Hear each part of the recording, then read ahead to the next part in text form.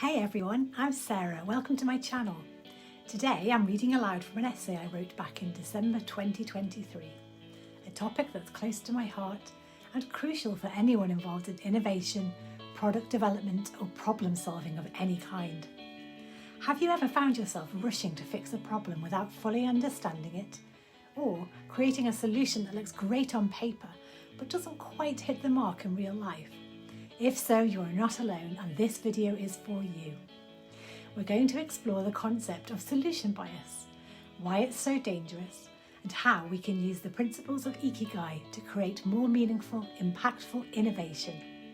Let's get started and transform our approach to innovation. Seeking Ikigai, the joy that life brings.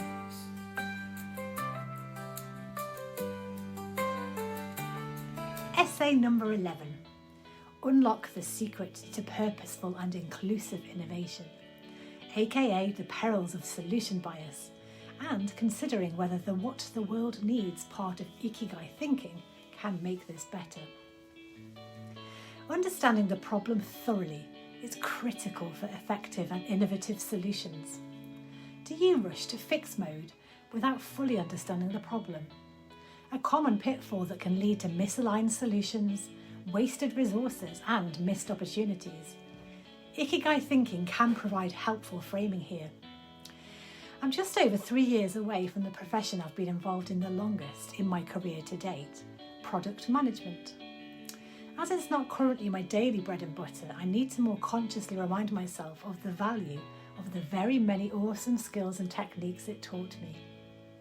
Whether you're launching a new thing or iteratively improving an existing one, you should always start with defining the problem you're trying to solve. Sounds really obvious and simple, doesn't it? Well, I can tell you that it isn't actually easy to do well. Humans are really bad at it. We like to fix things. We're always in a rush and we think we're being helpful when we jump straight into solution mode. Techie people are the absolute worst for it. Even those of us who are certified product managers. We love shiny new things, we're passionate and creative, and can come up with cool ideas. We know stuff. In typically elegant fashion, the guys from The Minimalist have written a really short and beautifully worded post on this topic called "The Solution is the Problem," in which they state, most people want solutions because they're unwilling to dig down to the root of the problem, the real problem.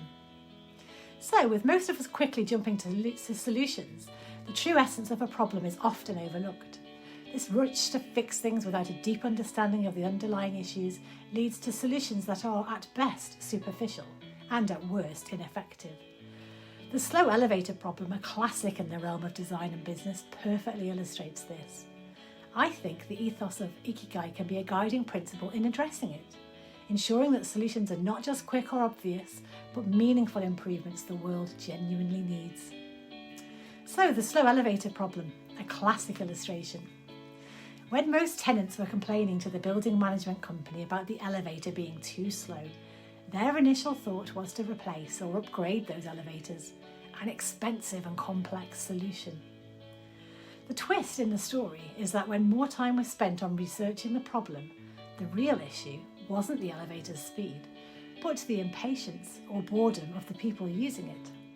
By installing mirrors in the elevator, people were kept busy by looking at themselves during their journey, reducing complaints. This is a perfect example of how the apparent problem, elevator speed, was not the real pain point, boredom or impatience.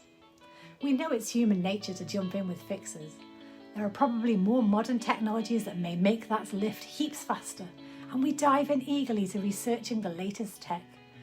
We also instinctively know it's going to cost a lot of money, but we have our blinkers firmly on and can't currently think about there being any other solution. So perhaps to fix those complaints, protect our income, we'll need to justify that expense.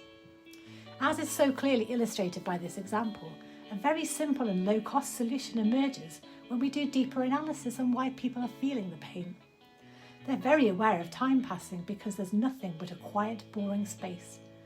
They feel a huge pause in time between their purposeful striding into the lobby of the important building, They were in a hurry to get to their destination and just wanted it to be over and done with. Some people might have felt unsure if they're looking windswept ahead of a very important meeting.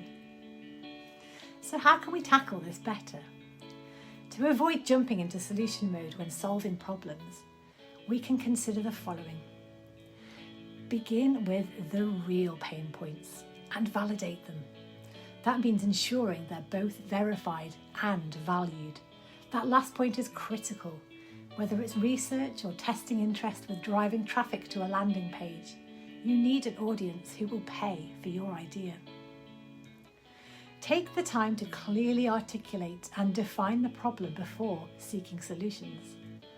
This can involve activities designed to help individuals and teams explore the problem from different angles and gain a deep understanding of its underlying causes. A well-framed problem statement opens up avenues of discussion and options. A bad problem statement closes down alternatives and quickly sends you into a cul-de-sac of facile thinking. Ask why repeatedly. Use that 5 whys technique. It digs deeper into the problem and to uncover its root causes. By asking why repeatedly, you can resist jumping to solutions and avoid jumping to conclusions. Ensure that you thoroughly understand the problem before you get to considering solutions. Challenge assumptions. Encourage critical thinking and challenge preconceived notions about the problem. By approaching it with a clear, rational mindset, you can avoid rushing to solutions and consider a wider range of possibilities. There are many problem-solving techniques to try. Gather data and evidence. Base your problem analysis on facts and observable evidence rather than opinion or assumption. This can help you avoid jumping to premature solutions and ensure that your problem-solving process is grounded in reality. By employing these strategies, we can avoid the pitfalls of solution bias and ensure that our problem-solving efforts are thorough, thoughtful, and effective. Integrating Ikigai thinking towards more purposeful products and solutions. An Ikigai-inspired approach can lead to solutions that are not only effective, but also enriching. For instance, designing spaces that promote interaction, art that engages viewers, or technology that educates whilst solving a problem. These solutions address the underlying human drives of need for connection, beauty, or safety. By applying Ikigai, one would consider what is truly beneficial for the users. In the context of our example, it's not faster transportation, but a more pleasant waiting experience.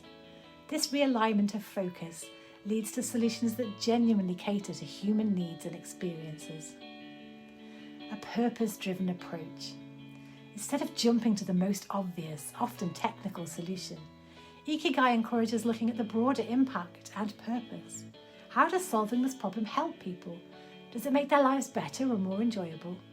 This perspective often leads to more innovative and meaningful solutions. Empathy in design. This emphasises the importance of empathy. Understanding the real pain points of users leads to more resonant products and services. It's about seeing the people behind the problem and designing solutions that truly make a difference in their lives. Sustainability and relevance. Solutions and new products born out of an Ikigai mindset are likely to be more sustainable and relevant. They're not just quick fixes, but are aligned with deeper human needs and long-term satisfaction, adding value to people's lives in a meaningful way. Why does this matter? Aside from the hopefully obvious benefits of saving money and delivering a better outcome, there are some more serious issues with not treating the problem identification and reframing phase more effectively. Are we solving problems people will actually value enough to pay for? The best feeling in the world as a salesperson is to have a solution that's a no-brainer, a joy to explain, and a business case that stacks up. If you invest in this solution, it will pay for itself in X months by delivering Y value. It can be the most effective and awesome gizmo in the world, but unless you're a philanthropist, you need people to be able to want to and justify paying for it. Are we looking for problems our shiny tech can solve? Crypto. Seriously though, there very well might be really valid and important and commonly shared pain points your particular shiny slice of tech is attempting to solve, but that's not coming across in how you talk about it. There are really dense white papers that go into long detail about how clever and groundbreaking and innovative the technology stack is. They may even move into talking about use cases. Use cases, though, often sound more like people looking for a problem to fit their solution. This is pretty common in the tech world. Lots of awesome and clever people who create amazing things, but aren't quite sure who will pay for it and why. It can work, but there are many times it doesn't. And the danger also is overhyping of any new tech leads to mistrust in the industry as a whole, making it harder for truly helpful and innovative solutions to break through. Are we excluding people in our processes? There are very serious implications to diverse perspectives not being involved in conversations, strategy, decisions, and especially product development. Too many tangible products are designed and tested for men primarily, leading to both safety and efficacy issues. This is patently unjust. Less tangible product development, for example social media, are of critical importance to all of us. The new ways in which we share learning and connect, and they could be so much kinder and safer and more innovative if they were designed with and for every type of person who wants to use them. There are also diverse perspectives that need to be considered in the design and testing phase. These are all too often forgotten about or given as lip service. If you want a product that works well for more than just one particular set of people, you need as many different representative voices from these other perspectives as possible. Surely that's obvious? Clearly not. Many people have written eloquently on the topic recently about where are all the women, where are the godmothers of AI? Concern has been expressed about the long-term threats AI poses to humanity. But what are the immediate risks of a world reflecting predominantly men's perspectives? We must urgently seek to intercept the damaging absence of women and the lack of understanding of their needs, worries, and experiences related to AI. I love that you can look at this through a hopeful lens, though. If we put enough effort in, then we can use our shiny new tech, AI especially, to monitor and flag when this is happening. What gets measured gets managed. Many experts argue that an effective way of correcting male bias would be to use AI to measure women's share of presence within the discourse, flagging to us humans the vital need to seek the perspectives of all genders, groups and cultures on one of the century's most far-reaching stories. So, the bigger picture. The slow elevator problem is more than just a lesson in problem solving. It's a reminder of the need for a deeper understanding and empathy in our approach to innovation. By integrating the principles of Ikigai, we can create solutions that are not only effective, but also meaningful and purposeful. This approach has the potential to transform not just individual businesses, but entire societies, contributing to a world where solutions are not just about fixing problems, but about enriching diverse lives and fulfilling a greater purpose. P.S. Thank you so much for reading, watching now. I'd love to hear from you if you recognise this tendency we have to jump straight to fix mode and ways you've found to counter it. Do you see products or services that you feel haven't been designed with you in mind? And there you have it. Thank you for listening to me reading my essay out. A look at the world of purposeful innovation and the power of really understanding the problems we're trying to solve. I hope this video has given you some food for thought and maybe challenged some of your assumptions about problem solving.